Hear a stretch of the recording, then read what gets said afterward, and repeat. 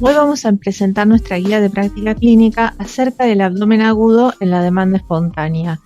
La idea de esta clase es básicamente dar un pantallazo general acerca de las diferentes etiologías del abdomen agudo para tener bien en claro que muchas veces estas patologías se presentan en la consulta de demanda espontánea, suele ser una causa bastante común de consulta y generalmente somos los médicos clínicos los que recibimos a los pacientes y decidimos o tratamos de llegar a un correcto diagnóstico y decidir si realmente ese paciente va a requerir o no cirugía o simplemente una observación y un control. Bueno, como definición de abdomen agudo podemos decir que es aquel dolor abdominal generalmente que comienza en forma rápida y que usualmente dura más de 6 horas y menos de 7 días. Puede también asociarse a síntomas gastrointestinales y o sistémicos que vamos a tener que tener muy en cuenta cuando nos encontremos con un paciente con estas características y que generalmente requiere un diagnóstico que sea preciso y oportuno, es decir, que tenemos que ser absolutamente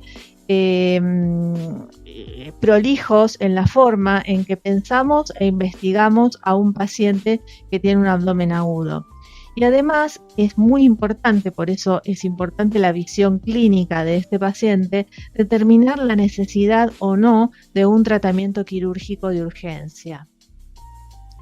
Podemos establecer que el paciente con abdomen agudo tiene que cumplir ciertos objetivos, o sea, nosotros debemos en nuestra evaluación cumplir determinados objetivos. El primero es establecer los diagnósticos diferenciales, tratar de llegar a un diagnóstico y así generar un plan de evaluación clínica basado básicamente en la clínica y en el examen físico como datos prácticamente más importantes a tener en cuenta y que puede ayudar también el resto de las imágenes como para hacer las distintas disquisiciones diagnósticas.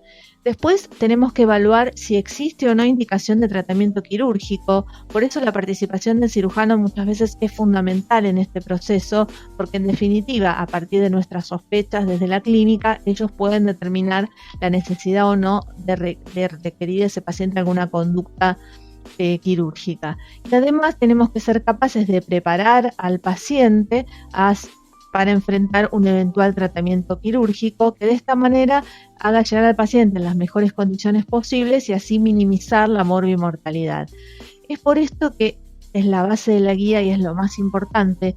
Hay que tener en cuenta una metodología diagnóstica que sea extremadamente ordenada en las distintas disquisiciones que vamos a ir teniendo a medida que vamos viendo al paciente. Cuando uno define básicamente el síntoma que acompaña al abdomen agudo, que en el 80-90% de los casos el paciente presenta dolor abdominal, vamos a empezar a entender las distintas características que va a tener ese dolor. Lo primero que tenemos que ver es el origen del dolor, ¿sí? Generalmente los impulsos de dolor se originan en la cavidad peritoneal y son transmitidas a través del sistema nervioso autónomo, como también lo que serían los tractos espinotalámicos laterales y anterior. El dolor de irritación peritoneal parietal es aquel dolor que usualmente suele ser absolutamente identificable por el paciente. El paciente nos cuenta dónde le duele y se toca con los dedos la zona de dolor. Es un dolor de fácil localización, de fácil correlación, en donde la localización del dolor es donde está generalmente ubicado el órgano que genera el dolor. Por otro lado, también tenemos el dolor de irritación peritoneal visceral. En este caso, el impulso doloroso es transmitido a través del sistema autónomo. Entonces el dolor suele ser un poco más difuso. Generalmente se localiza en la parte media del abdomen y el paciente lo marca con la mano, como determinando una zona de dolor. Y otro dolor importante que también podemos encontrar es el dolor visceral referido. Esto generalmente es un dolor que quizás se localiza en una localización diferente a donde está el órgano que genera el dolor. Un ejemplo de esto son, por ejemplo, los abscesos subfrénicos que al irritar el diafragma por irradiación van hacia el hombro, el dolor mediado por el nervio frénico que llega hasta C4, o sea que muchas veces duele el hombro y el proceso está a nivel infradiafragmático por irritación del mismo. Por eso es que es difícil cuando uno está con un paciente con abdomen agudo poder simplemente mirando el dolor hacer un diagnóstico, y se requiere muchas otras cosas como para poder llegar a un buen puerto en cuanto a lo que es el diagnóstico. Otra característica importante que vamos a tener que tener en cuenta en el dolor no solamente es el origen, sino la forma de aparición de ese dolor. Por ejemplo, si el dolor se instala en forma súbita, que es aquel paciente que tiene un dolor repentino que alcanza muy rápidamente gran intensidad, primero va a ser una pauta de alarma. No va a ser lo mismo un paciente que tiene, por ejemplo, una aparición lenta del dolor a un dolor de golpe que se instala y que altera la vida del paciente en forma importante. Como diagnósticos posibles de un dolor súbito podemos tener cuadros que son más bien catastróficos, como la úlcera péptica perforada, la ruptura de un embarazo ectópico, una disección aórtica, torsión testicular o ovárica, litiasis uretral, y siempre pensar también en el infarto agudo de miocardio, que muchas veces irradia al abdomen el dolor, o sea que es algo que siempre tenemos que tener en cuenta si bien no es de localización abdominal. Otra forma de aparición del dolor, como dice acá, es la aparición gradual. Acá generalmente es un dolor que suele tener una intensidad un poquito menor y el paciente no puede precisar con tanta exactitud la hora en la que empezó. Sí puede decirnos que fue un dolor que inició en un determinado momento y que fue avanzando a lo largo del tiempo. Estos son las causas más comunes: la apendicitis, una colecistitis, una úlcera péptica que no esté perforada, la obstrucción intestinal del intestino delgado, una pancreatitis, una diverticulitis, infecciones del tracto urinario y la retención urinaria también como forma gradual. Y después tenemos la aparición lenta. Acá ya el paciente no puede precisar tan fácilmente la fecha en que empezó el dolor. Realmente el dolor se fue instalando en forma gradual, lenta, no con tanta intensidad. Entonces acá ya tenemos que pensar en otras patologías, como puede ser una obstrucción intestinal baja, una neoplasia, en las enfermedades inflamatorias intestinales, la apendicitis complicada, o sea, no una apendicitis aguda, sino quizás una que ya evolucionó a un plastrón, y los abscesos intraabdominales. Por supuesto, estos cuadros se van a acompañar de otros síntomas que después vamos a ver. Otra característica que es muy importante evaluar del dolor es la progresión del dolor, que tiene que ver cómo se ha modificado el dolor en el curso del tiempo. Si esto tiene periodos de remisión, si es intermitente, si se presenta un alivio y si ese alivio se presenta bajo qué condiciones es, bajo qué postura, bajo qué situación, porque nos va a ayudar a hacer un correcto diagnóstico. Otra característica del dolor a tener en cuenta es la migración. Puede ser que el dolor tenga un cambio en la localización en el transcurso de la enfermedad. El más común es la apendicitis aguda, en donde el dolor inicialmente suele comenzar en zona de epigastrio y va descendiendo con el tiempo hasta situarse más bien en una zona periumbilical y finalmente la fosa ilíaca derecha en el punto de McBurney. En la colecistitis aguda también el dolor empieza en el epigastrio y después se instala en el hipocondrio derecho. Y en la diverticulitis suele iniciar, por ejemplo, periumbilical y posteriormente va hacia la fosa ilíaca izquierda. Entonces, esa migración del dolor a través del tiempo nos puede ayudar también en las disquisiciones diagnósticas. Otra característica muy importante también es la característica del dolor. El dolor puede tener diferentes características, por ejemplo, ser un dolor quemante, punzante, un dolor cólico que genera pesadez. En el caso de un dolor cólico será un cólico leve. Esto generalmente suele ser un calambre abdominal de poca intensidad y generalmente no se asocia a patologías que sean graves. Entonces, un cólico leve uno puede llegar a evaluarlo tranquilamente y a pensar a ver en las distintas posibilidades. El cólico intermitente, este ya tiene un poquito más de intensidad y generalmente tiene un periodo de dolor y otro periodo que es más largo que el del dolor, en donde hay una calma, que puede durar unos minutos. Típico es el dolor, por ejemplo, que se encuentra en la obstrucción intestinal. El dolor cólico continuo es parecido al anterior, o sea, al intermitente, tiene mayor intensidad, pero el periodo de alivio es mucho más corto.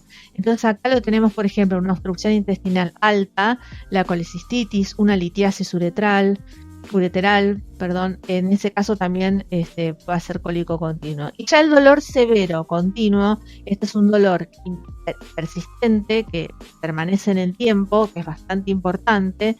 Entonces también en este caso voy a pensar en un dolor típico de una úlcera perforada, la pancreatitis o una peritonitis o un hemoperitoneo. Entonces fíjense cómo a partir de las características del dolor que estamos describiendo, en gran parte podemos ir teniendo una idea diagnóstica. Bueno, y muy importante por supuesto es la localización también del dolor. Por ejemplo, si bien como dijimos anteriormente, me puedo ayudar, pero no, a veces no es absoluto porque está la posibilidad de que el dolor sea también visceral o irradiado y no esté donde el paciente me está marcando, ¿sí?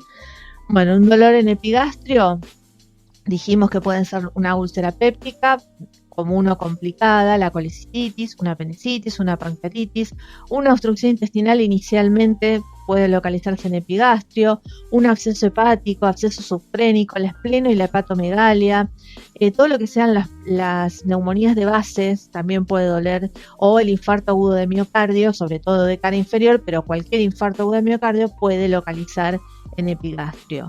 En el caso de la colecistitis aguda, como ya habíamos hablado, empieza en epigastrio y migra hacia el hipocondrio derecho y a veces puede ir hacia la región dorsal subescapular y generalmente se exacerba con los movimientos respiratorios. Después tenemos, por ejemplo, como hablamos recién, la úlcera péptica, también es un dolor en epigastrio. Tiene ciertas características de que se exacerba con el ayuno o con la ingesta, por ejemplo, de alcohol o algunos medicamentos y que alivia con los alimentos. Y también puede doler con la respiración. Ahora, cuando el dolor, por ejemplo, es una úlcera que ya está complicada, ahí ya el dolor puede ser irse hacia la región lumbar o interescapular. La pancreatitis aguda, que también se localiza en epigastrio, puede doler en hipocondrio en forma de banda y generalmente también se irradia hacia la región lumbar. Y en los casos severos es un dolor que prácticamente es insoportable, que genera mucha sensibilidad en todo el abdomen y el dolor se alivia en la posición fetal. Y después, bueno, como hablamos de los dolores torácicos, como por ejemplo el dolor pleurítico, que dijimos que se propaga también hacia el hombro o a la región dorsal y que aumenta con los movimientos respiratorios.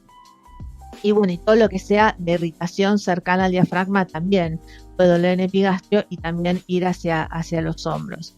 Y repetimos nuevamente, y lo vamos a repetir en reiteradas oportunidades, no olvidarse del infarto agudo de miocardio. O sea que parte de la evaluación de un paciente con abdomen agudo va a ser la realización de un electro para descartar un infarto agudo de miocardio. Bueno, si hablamos del mesogastrio, bueno, acá tenemos también, como hablamos, las apendicitis, que inicialmente pueden localizarse allí, también las obstrucciones intestinales, la pancreatitis, las hernias epigástricas o umbilicales, si hay eventraciones, isquemia intestinal, la diverticulitis colónica y la ruptura de un aneurisma. Bueno, más o menos como hablamos antes, la apendicitis aguda, después migra y termina en fosa ilíaca derecha, o no. La diverticulitis, que generalmente se localiza hacia la fosa ilíaca izquierda. La obstrucción intestinal, que también se percibe en esta zona y después puede ir migrando hacia la zona a localizarse cerca de donde esté la obstrucción. Y siempre pensar, siempre, cuando hay dolor en mesogastrio fundamentalmente, que es de inicio súbito e intenso, en la posibilidad de un aneurisma de aorta o una inminente ruptura de un aneurisma, ¿sí? Sobre todo si uno palpa, por ejemplo, una masa pulsátil o el paciente tiene algún otro hallazgo que me pueda hacer sospechar en esta patología. Y después, bueno, el dolor localizado en hipogastrio, acá ya entra todo lo que sería la apendicitis y ya todo lo ginecológico en la mujer, o sea, una anexitis, un embarazo ectópico roto, una torsión ovárica, por supuesto la diverticulitis, la infección urinaria, el aneurisma roto también, las litiasis ureterales, las retenciones urinarias, los hematomas de la vaina del recto también. Este dolor que se localiza en hipogastrio suele ser bastante más difícil de diagnosticar por todas las estructuras que hay y porque en realidad cualquier patología puede terminar localizándose en el hipogastrio. Entonces, bueno, dentro de las características que dijimos, tenemos en la que se localiza en fosa ilíaca izquierda, pienso más en una diverticulitis, pero también hay algunas apéndices que están del lado izquierdo, entonces puede ser una apendicitis izquierda también.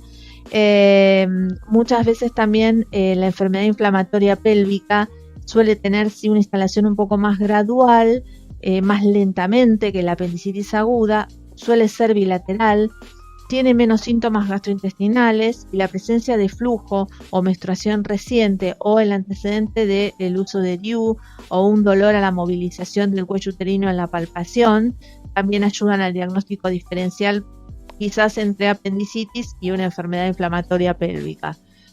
En la torsión ovárica, que también es un dolor que se suele ver, es un dolor súbito, también importante, de gran intensidad, que no tiene periodos de alivio y que también está en la región abdominal baja y cuando uno palpa en la zona vaginal, el dolor en el fondo del saco es exquisito, es un dolor bastante importante.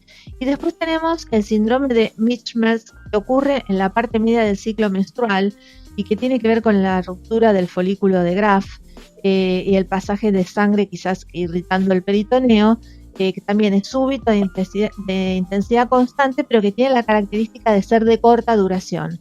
Dura entre 6 a 12 horas y posteriormente el paciente mejora. Entonces a veces si uno lo sospecha, con una observación un rato en la guardia y la mejoría de los síntomas podemos llegar a sospecharlo.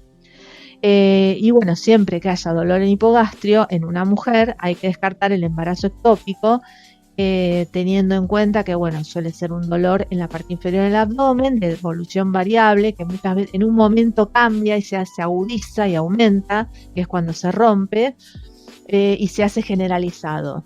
Y generalmente, bueno, este paciente, por supuesto, existe la posibilidad de descompensación hemodinámica y si no se la trata enseguida, la paciente se muere. Entonces es importante tenerlo siempre presente cuando uno está, sobre todo en una mujer en edad fértil, con un cuadro de dolor abdominal intenso, en hipogastrio, pensarlo, ¿sí? Como parte del diagnóstico. Y después, por supuesto, todo lo que son los síntomas urinarios. El paciente con una litiasis ureteral va a ser un paciente que va a estar absolutamente incómodo, que se va a mover sin parar. Y en los varones, sobre todo de mayor edad, pensar en la retención urinaria. Y otra posibilidad también es el hematoma espontáneo de las vainas de los rectos, que suele suceder secundario a la ruptura de vasos epigástricos. Y que además es bastante común de encontrar no bastante común, sino que es más frecuente en pacientes añosos. Por eso hay que tenerlo en cuenta o tenerlo en mente. Fíjense que la idea y el diagnóstico de todo lo que es el abdomen agudo pasa por lo que uno tiene como médico clínico en la cabeza, de los diferentes diagnósticos diferenciales, ¿sí? Después vamos a ver al final de la charla que es un problema porque solamente en un 30% de los casos podemos hacer el diagnóstico con exactitud del abdomen agudo. Y hay un casi 70%, 40% en donde no se llega al diagnóstico y 30% de error. Entonces no es tan simple cuando uno se encuentra con un paciente con un abdomen agudo. Y lo importante es siempre pensar en todas las posibilidades diagnósticas. Lo voy a repetir 1 y 1000 veces, porque creo que el secreto del correcto diagnóstico pasa por ahí. Bueno, acá tienen más o menos lo que explicamos un poco más detallado, el cuadrante, ven cuadrante superior, en epigastro, las distintas patologías que uno puede pensar. Bueno, otro dato importante a tener en cuenta en función del dolor es si lo podemos relacionar con alguna situación. Por ejemplo, si lo relacionamos con las comidas, Esto también es general, pero por ejemplo la colecistitis aguda puede seguir el dolor a una ingesta de alimentos ricos en grasas. En una úlcera péptica suele aliviarse el dolor con la ingesta de alimentos y en la pancreatitis suele estar el antecedente del consumo o el abuso de alcohol. Aquella dolor que se exacerba con la respiración, que tiene que ver con patologías que están cercanas al diafragma, generalmente, como puede ser una colecistitis aguda, un absceso hepático obsufrénico y la úlcera perforada también. A veces en la pancreatitis, por ejemplo, el dolor es tal que corta la respiración. Y después los antecedentes que vaya a tener el paciente, que acá más o menos tenemos un cuadro que también lo podemos ver en la guía, que es, según los antecedentes que tiene el paciente, lo que me va contando, la sospecha diagnóstica que yo puedo ir teniendo. Después lo leen tranquilos, pero básicamente es todo lo que estamos hablando en la clase. Bueno, hablamos del dolor como parte del abdomen agudo, que vimos que el dolor va a estar presente entre el 80-90% o más de los pacientes que tienen un cuadro de abdomen agudo. Otro síntoma fundamental y que podemos llegar a encontrar y que es importante porque también nos va a ayudar al diagnóstico es la presencia de vómitos, ¿sí?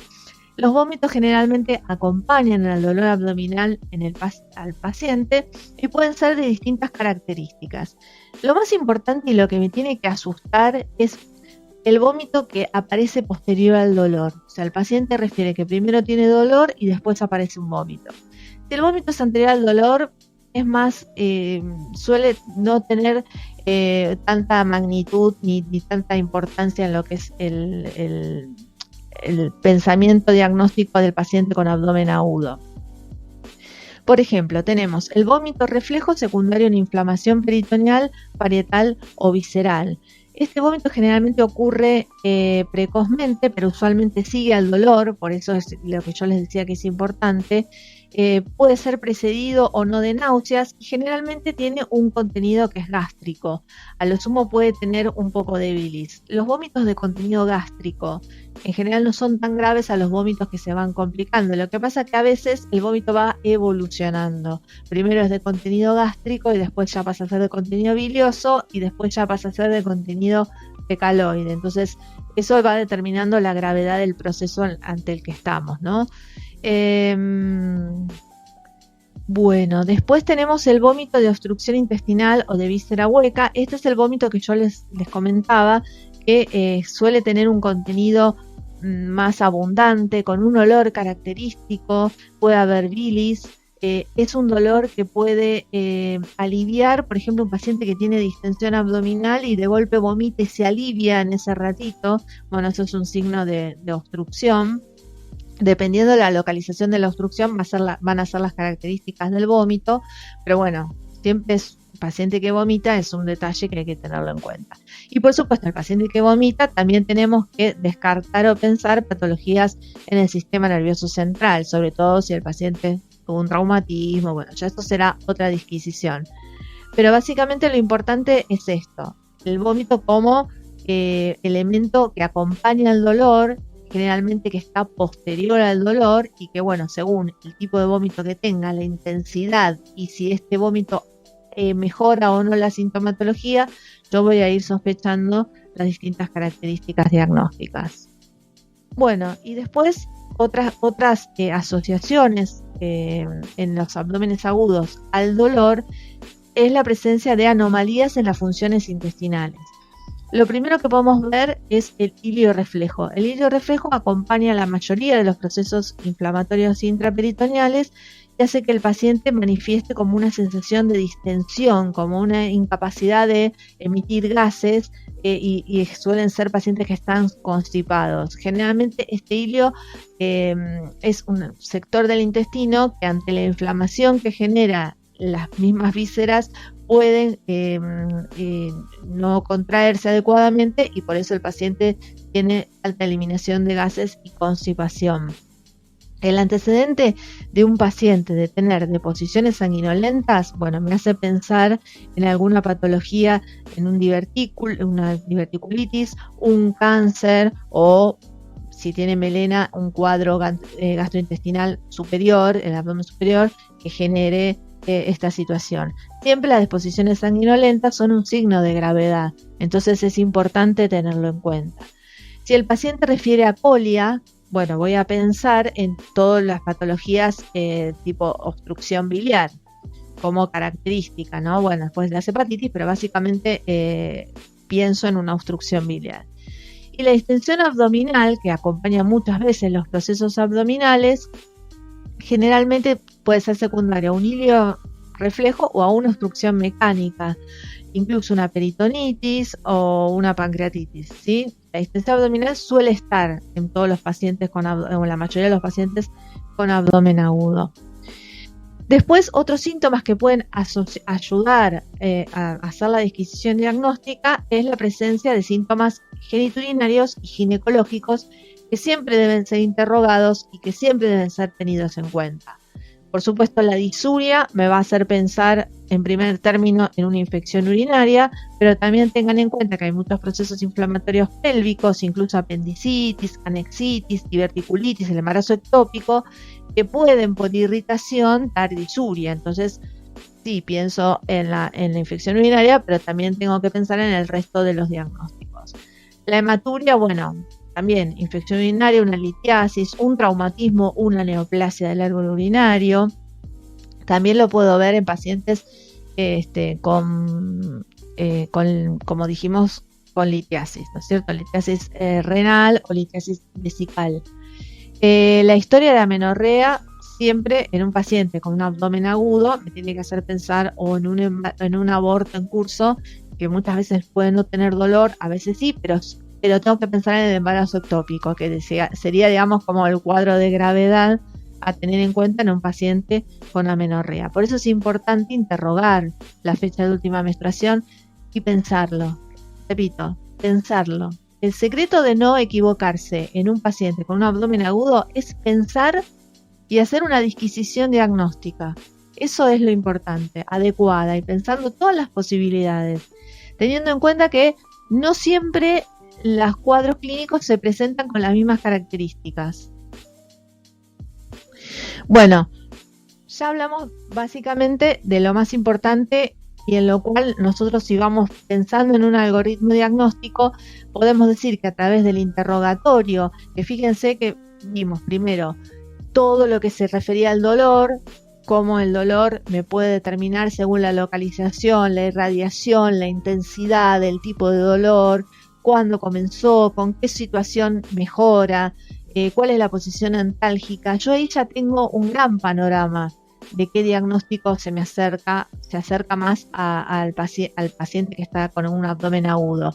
Si a eso le sumo el resto de los síntomas que acompañan, como los vómitos, que ya hablamos las características de los vómitos a tener en cuenta, si el paciente tiene un ilio reflejo, cómo son las deposiciones, si son sanguinolentas, si tiene acolia, si tiene distensión abdominal, y además después si tiene síntomas urinarios o genitales o geniturinarios, ya tengo prácticamente un 50% más, 60% de los diagnósticos posibles en ese paciente. Por eso es tan importante el interrogatorio, casi lo más importante del paciente con abdomen agudo, y hay que tomarse el tiempo de hacerlo correctamente.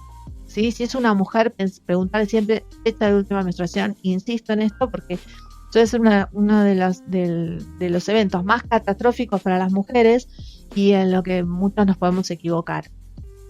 Otro dato fundamental en el diagnóstico es el examen físico, por supuesto. Entonces acá ya voy a tener que tener una evaluación integral del paciente. ¿Sí? Lo que el paciente, primero, como a medida que lo voy interrogando, veo la apariencia general. Si el paciente tiene un gesto de dolor, cómo es su actitud, si está correctamente hidratado, si tiene ictericia, qué color tiene, si está pálido.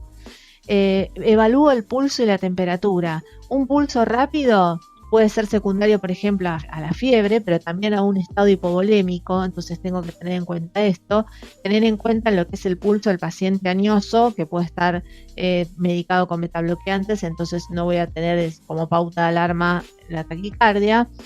Después la temperatura también es muy importante, tener en cuenta que lo más importante es la temperatura oral y rectal, no así la axilar, la temperatura diferencial que podamos encontrar como para pensar en procesos inflamatorios intraperitoneales, si el paciente tiene o no escalofríos como para pensar en bacteriemia y en procesos infecciosos, y bueno, a nivel de la temperatura, si el paciente qué grado de fiebre tiene. Si tiene, por ejemplo, paciente con más de 39 grados y además tiene glucemia o escalofríos, bueno, pienso en patologías infecciosas y ahí pienso en peritonitis, salpingitis, pielonefritis, infección urinaria.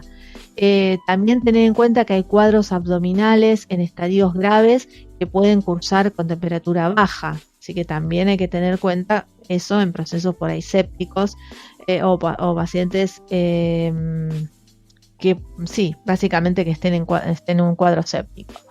Después, en cuanto a lo que es el examen del abdomen, lo primero que voy a hacer es inspeccionarlo. Para eso hay que descubrir totalmente el abdomen, la parte inferior del tórax, los genitales y la región inguinal, y ahí observo, por ejemplo, el color de la piel, si el paciente tiene hernias o tiene cicatrices que me puedan hacer pensar la posibilidad de bridas, de cirugías anteriores, entonces que ese paciente esté obstruido. Si por ejemplo tiene azul, una coloración azul alrededor del ombligo, que lo conocemos como el signo de Cullen, que puede verse en pacientes que tienen sangrados intraperitoneales.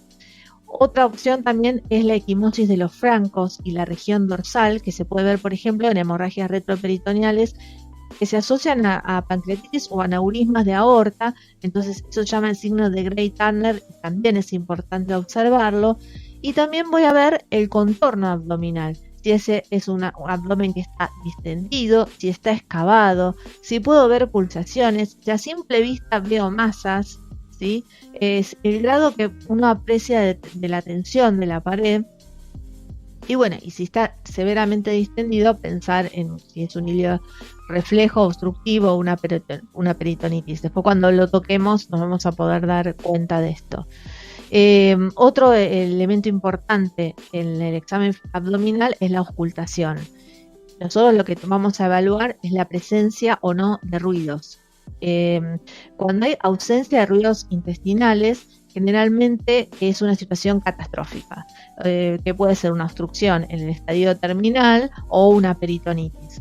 Los ruidos que uno escucha en el hilio reflejo, si bien están disminuidos de intensidad y frecuencia, uno lo escucha. Se escucha como un ruido de burbujas a medida que pasa el gas en el aire intraluminal, ¿no es cierto? Después, ahora, si hay una obstrucción intestinal, generalmente también puede haber una fase inicial en donde uno encuentra los famosos ruidos hidroaéreos aumentados o ruidos de lucha, que es el intestino tratando de sobrepasar la zona de obstrucción. Posteriormente, esto pasa a escucharse un hilio más reflejo hasta llegar al silencio auscultatorio, en donde, bueno, ahí ya, por supuesto, el proceso está más avanzado. Y otra cosa que voy a tener en cuenta en la auscultación del abdomen es la presencia de soplos. Si escucho algún soplo, bueno, lo voy a tener que jerarquizar. Otra parte del examen físico es la percusión. Esto permite averiguar si la distensión abdominal obedece, por ejemplo, a líquido o a un gas intraperitoneal. Para esto voy a hacer la percusión de las vísceras sólidas. Tengo que evaluar que en la zona del hígado y en la zona del vaso haya matidez. La pérdida, por ejemplo, de la matidez hepática puede tener que ver con la presencia de aire interpuesto, entonces puedo hablar de una perforación quizás de una víscera. Después puedo, por ejemplo, evaluar si hay un nivel, pensar en ascitis, ¿no? Cuando hay un nivel de matidez que uno pueda y que aparte se movilice al rotar al paciente para un lado o para el otro. Con respecto a la palpación, esto siempre generalmente lo que se recomienda es comenzar a palpar en la zona donde exista el mayor dolor para poder identificarlo, y a partir de allí con los dedos, primero en forma superficial, después con las palmas de la mano y después ya con mayor intensidad ir alejándose de la zona del dolor a ver hasta dónde llega ese dolor, ¿sí? Se establece también la textura de la pared abdominal buscando zonas más rígidas que otras. y viendo, siempre evaluando a medida que vamos palpando la cara del paciente, si el paciente tiene un gesto de dolor o qué gesto tiene. Y a medida que la palpación va progresando, vamos viendo hasta dónde llega la contractura de la pared abdominal y si podemos localizar algún punto de dolor. Después, bueno, tener en cuenta la defensa. La defensa del dolor puede ser una defensa a la palpación profunda, que eso sería común. Entonces muchas veces yo tengo que hacer maniobras distractivas con el paciente, darle charla, preguntarle, apretarle mientras lo estamos charlando, para ver si realmente es una defensa refleja, que puede ser, o si realmente el paciente tiene el abdomen tenso y la defensa es importante, ¿sí? Y bueno, ya cuando llegamos a la palpación profunda, ya ahí vamos a ver la presencia de masas, de dilataciones aneurismáticas, determinar el área renal. A veces podemos pedirle al paciente que levante la cabeza como para contraer y ver si realmente tiene defensa o no, si relaja. En ese momento, lo mismo que levantándole las piernas, el paciente suele relajar el abdomen, entonces esos pacientes que uno no los puede revisar, puede ser una maniobra que me va a ayudar. Y después evaluar los signos especiales, ¿no? Que me determinan patologías importantes. Dentro de los signos que podemos ver está el signo de Bloomberg, que es el aumento del dolor en la descompresión. Eso es un signo de gravedad y lo podemos ver, por ejemplo, en apendicitis, si uno localiza en el punto de McBurney, pero también se puede localizar del otro lado también en el caso de una diverticulitis, que se llamaría en ese caso el signo de Rupsin, que es el que está acá. Después el signo del psoas, que es, esto se hace con el paciente acostado en decúbito supino y el extremo inferior, la extremidad inferior extendida, y se le pide al paciente que la eleve la pierna mientras evaluamos la resistencia. Esto suele despertar dolor y puede determinar un proceso irritativo sobre el músculo psoas, que a veces se da en pacientes que tienen una apendicitis retrocecal y realmente el dolor se va más hacia la parte posterior. Después tenemos el signo de Murphy, que esto es la detección de la inspiración, se aprieta en el punto cístico y se le dice al paciente que inspire profundo, y cuando le genera dolor el paciente va a dejar de inspirar. Eso es típico de una colecistitis aguda.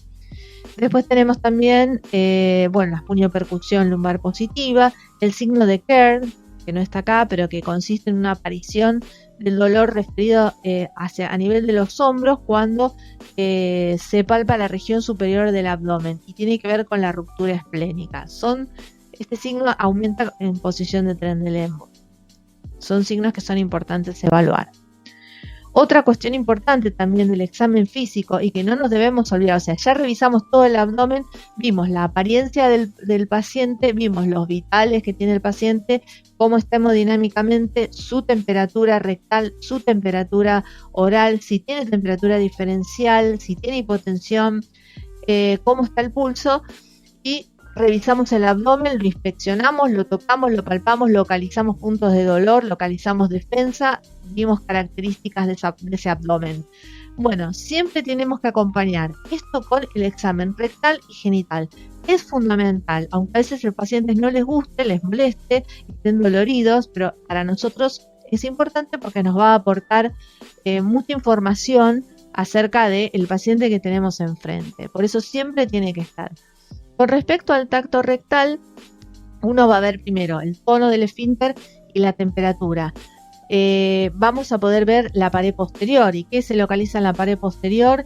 Generalmente la próstata o parte del cuello uterino. Y además también podemos ver el fondo del saco de Douglas.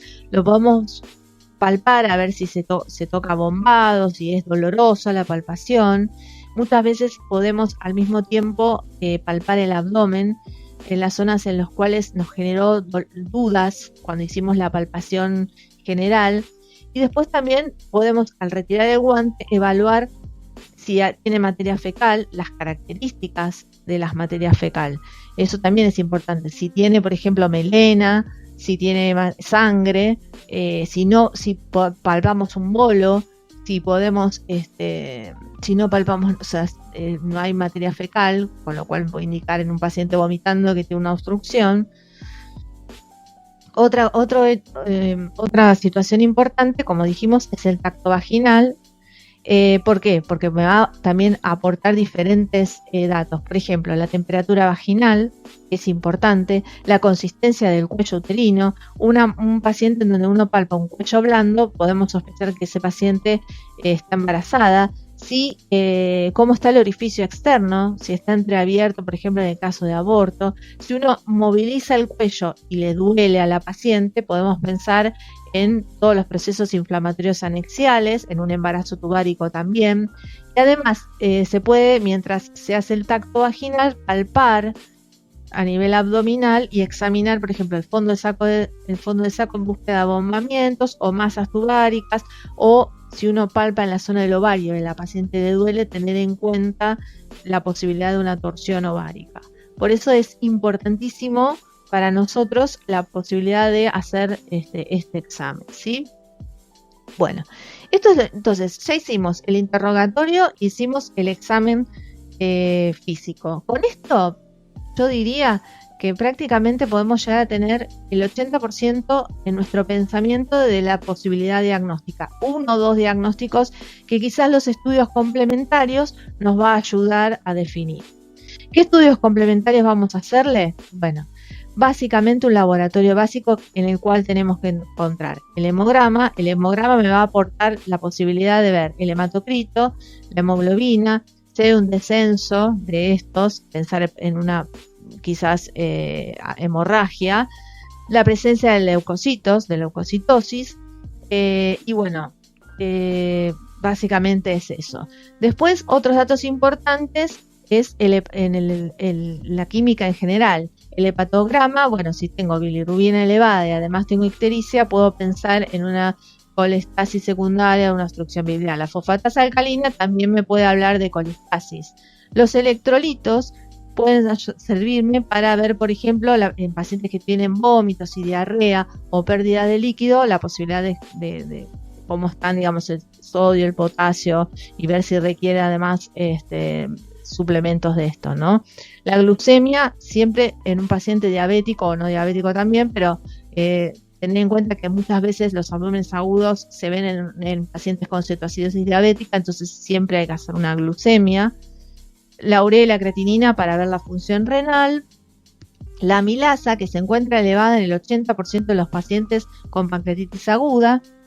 Bueno, obviamente lo que hablamos y recordamos y reiteramos, siempre en una mujer en edad fértil, pedir una gonadotrofina coriónica, teniendo en cuenta que el 95% de las mujeres que tienen embarazo ectópico va a ser positiva. Entonces es importante tener este dato, y es de buena práctica en toda mujer, aunque me lo niegue y me diga que no, pedirle una subunidad beta.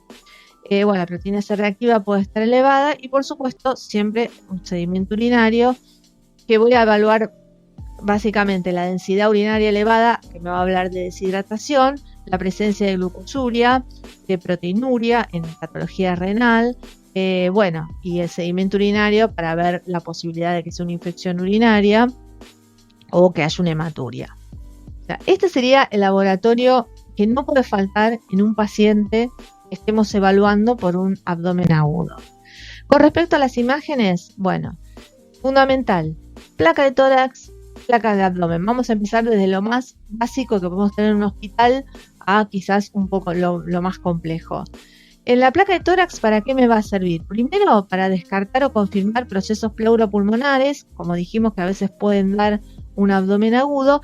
Y bueno, acá tenemos la presencia, por ejemplo, que vemos de gas subdiafragmático, entonces esto me habla de un neumoperitoneo, ¿sí? Por eso es importante siempre pedir. A veces la ruptura de las vísceras huecas, bueno, se ven así como dijimos. Después tenemos la radiografía de abdomen. Fundamental, radiografía de abdomen de pie y una evaluación minuciosa de esta imagen, ¿sí? Entonces podemos ver, por ejemplo, el retroperitoneo, que se puede ver en las rupturas de vísceras como el duodeno, en donde, por ejemplo, acá se ve como una sombra que rodea al riñón, eso es el retroneumoperitoneo y es un signo de ruptura, por ejemplo, duodenal.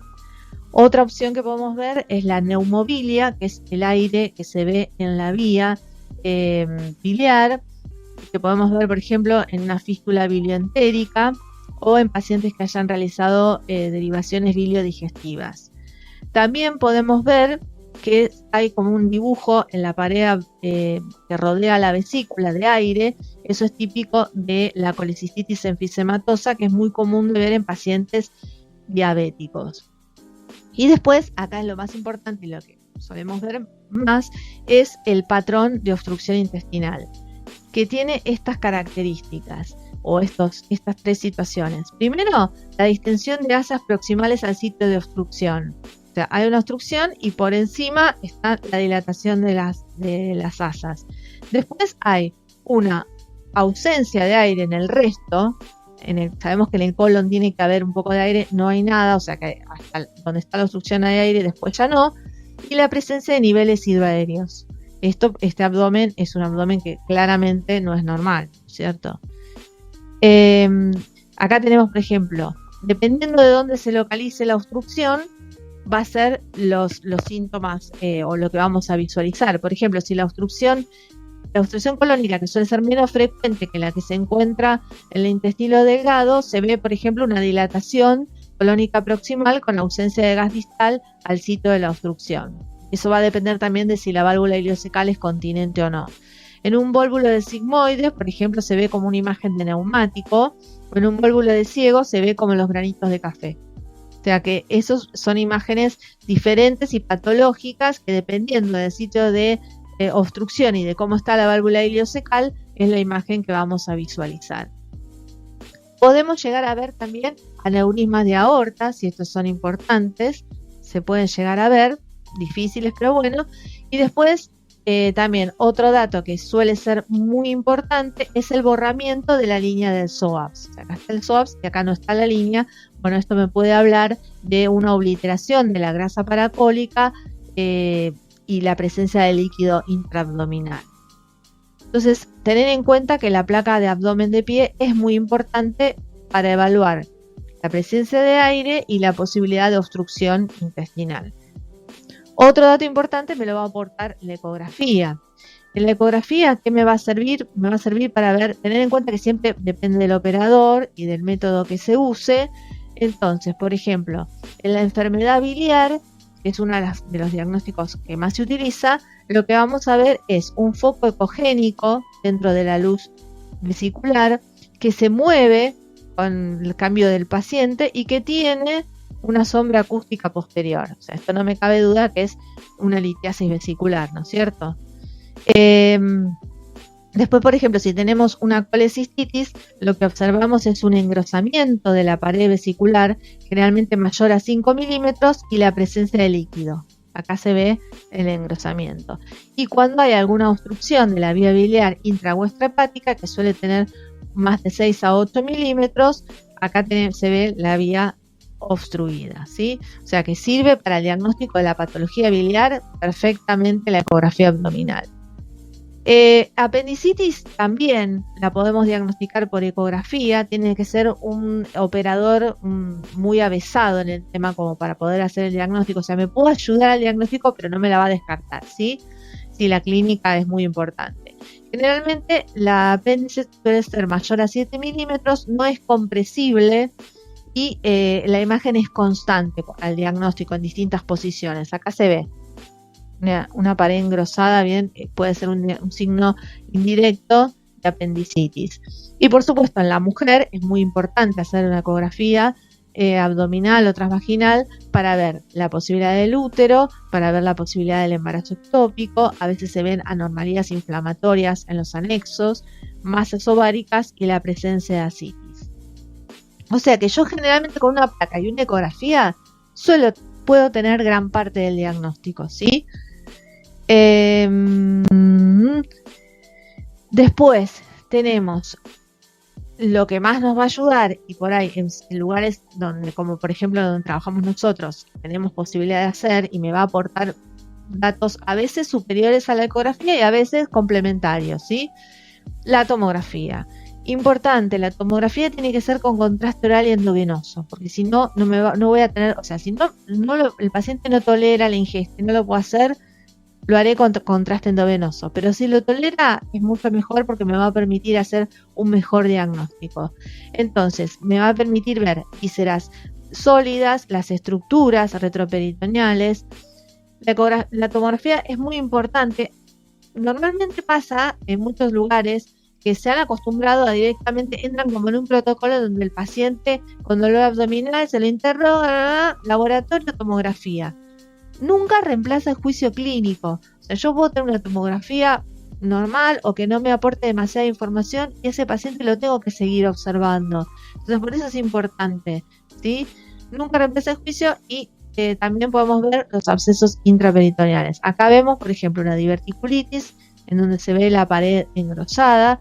Acá tenemos una apendicitis que también se ve la pared engrosada.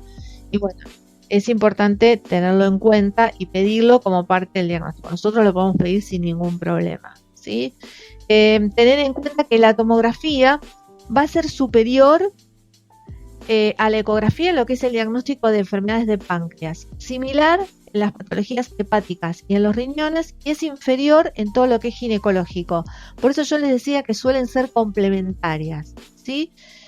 Y después no nos tenemos que olvidar, que quizás no lo puse acá en la diapo, pero el electrocardiograma siempre, porque yo siempre tengo que pensar en el infarto agudo de miocardio como diagnóstico diferencial. Y además, de paso, me sirve para preparar al paciente a una eventual cirugía. Así que el electro siempre tiene que tener un paciente con abdomen agudo. Ya si uno avanza en el diagnóstico y cuando genera muchas dudas y el paciente está muy sintomático y no lo puedo resolver, entramos a una laparoscopia exploradora. Esto ya, por supuesto, va a ser de resorte quirúrgico, pero bueno, es uno de los métodos diagnósticos más importantes. Los síntomas de alarma del abdomen agudo, bueno, son, como en general la mayoría de los pacientes, mayores de 65 años, pacientes inmunocomprometidos, pacientes alcohólicos, por el riesgo de cirrosis, de pancreatitis, pacientes con enfermedades cardiovasculares, embarazos precoces, por el riesgo de embarazo ectópico. Después, bueno, las características del dolor. Recuerden, inicio repentino, intenso, con vómitos que son posteriores al inicio de dolor y ese dolor constante, bueno, esos son signos de gravedad. Y después toda la exploración física que estuvimos hablando, un paciente con taquicardia, un paciente con hipotensión, un paciente con signos de shock, con hipoperfusión periférica, con paciente taquipneico, que con la alteración del sensorio, que sea un dolor abdominal posterior, un trauma, un abdomen tenso, rígido, muy distendido, con un aumento del peristaltismo o una ausencia de ruidos, o sea, todo eso, y una masa pulsátil, por supuesto. Signos de alarma que tengo que pensar siempre en todo paciente con abdomen agudo. Y después, bueno, ustedes van a ver que los tienen en la guía, estos algoritmos que están buenos porque me hacen pensar, es más o menos todo lo que estuvimos hablando, no lo voy a repetir, pero me hace pensar al paciente según, por ejemplo, la edad, en las posibles causas que pueden generar, el inicio del dolor, si es súbito, si es rápido, si es gradual, las causas extraintestinales que siempre pueden estar como diagnóstico, que siempre deben estar como diagnóstico diferencial, neumonía, derrame pleural, infarto, tromboembolismo pulmonar, cetoacidosis diabética, un traumatismo, ¿sí? Una esofagitis, paciente con insuficiencia renal, los signos de uremia, ¿sí? Bueno, en ese caso está bueno siempre pensar dentro de un paciente con abdomen agudo en las causas extraintestinales. Acá tienen otro algoritmo en donde me dice básicamente qué hacer con el paciente con el dolor abdominal, basándome en evaluando las características del dolor, los síntomas asociados y los antecedentes del paciente. Esto sería parte de lo que hablamos en la primera etapa de la charla, que es el interrogatorio. Y después, acá tienen en la segunda etapa, ¿no es cierto?, todo lo que es el examen físico, y tanto del abdomen como del estado general del paciente. Así que están buenos estos algoritmos porque es como un resumen general de todo lo que estuvimos hablando. Y acá, de vuelta a lo mismo, qué hacer según los distintos diagnósticos o cómo sospecharlos, que también ya lo hemos hablado. Esto, está muy bueno este algoritmo porque fíjense que divide al paciente con dolor abdominal, con su probable abdomen quirúrgico, en si es hombre o mujer. Fundamental, porque si es mujer, siempre voy a tener que ir para el lado de la posibilidad de complicaciones ginecológicas. Y si no tiene ningún signo de complicación, se homologa el resto de lo que sería el algoritmo, ¿no? Bueno, acá es en caso de que fuese una mujer y uno sospecha una enfermedad ginecológica, cómo debemos seguir en los estudios. Fíjense que básicamente es lo mismo, tiene que ver con el laboratorio completo, la ecografía transvaginal. Siempre recuerden que la ecografía es superior a la tomografía en patología ginecológica. Y bueno, y si es negativo, sigue el algoritmo del abdomen agudo. Después lo pueden ver detalladamente. Bueno, y estos son pacientes que tienen síntomas urinarios también. Bueno, para terminar la charla, esto es muy importante, lo encontré en una charla que dieron en un hospital, los dieron los cirujanos para los médicos clínicos, y realmente creo que resume parte de la importancia de haber elegido este tema como parte de las guías, ¿no? Primero, que decidir operar es muy fácil, operar es fácil también, pero saber cuándo no hay que operar y poder fundamentarlo y quedarse tranquilo es la parte difícil. Por eso yo creo que si uno es metódico en el análisis del paciente con abdomen agudo y lo hace en forma responsable, y si me genera dudas, lo dejo al paciente en observación y siempre llamo al cirujano y realizo todos los estudios que tengo que realizar, de modo tal de que me quede tranquila. Y aún así, en particular me pasa a mí, en un paciente con abdomen agudo no me quedo tranquila, o sea, no me quedo tranquila nunca, es como que siempre lo tengo en cuenta y sigo pensando ese paciente y sigo reevaluándolo en mi cabeza, y si lo tengo que revisar 20 veces, lo reviso 20 veces, porque a veces se necesita también evaluar la progresión de los síntomas. Ustedes en la guía tienen detallado después cada una de las patologías, cómo sospecharla, cómo tratarla, pero la verdad que si nos poníamos a hablar de eso es un tema enorme y no terminábamos más. Y siempre tener en cuenta esto, que un paciente con dolor abdominal, el 40% de las veces no vamos a tener diagnóstico, en un 30% nos vamos a equivocar, por eso, y acá es donde sería la parte peligrosa, por nuestras matrículas, pero también por los pacientes, básicamente lo más importante por los pacientes, y el 30% de los pacientes solamente van a tener un diagnóstico de certeza. Repito, porque es importante tener en cuenta el correcto interrogatorio, los síntomas acompañantes, el riesgo de embarazo, el riesgo de lo cardiológico, pensar en las patologías de tórax, no olvidarse de eso, tener en cuenta según la edad las patologías más prevalentes, y ante la duda siempre mantener en observación al paciente, no relajarse, pensarlo y pensarlo. Yo creo que el paciente con abdomen agudo es uno de los pacientes para los clínicos más difíciles y con los que más cuidados hay que tener, porque muchas veces son pacientes que están bien y que pueden en su progresión digamos en el avance de las horas complicarse. Entonces, ante la duda, siempre hacerle todos los estudios, y si no nos cierra, bueno, se derivará a un centro de mayor complejidad a que permanezca en observación o aunque lo vea el cirujano. De DIM, tratemos de que salga con todos los estudios hechos, ecografía, si el paciente lo tolera, por supuesto, y no es una emergencia, la ecografía, la tomografía, recuerden que la con contraste, pero con la mayor disquisición diagnóstica hecha, pero si nos genera dudas, que vaya a hacer la observación y que vea a un cirujano para quedarnos tranquilos. Bueno, muchas gracias, y cualquier cosa nos comunicamos y nos mantenemos en contacto.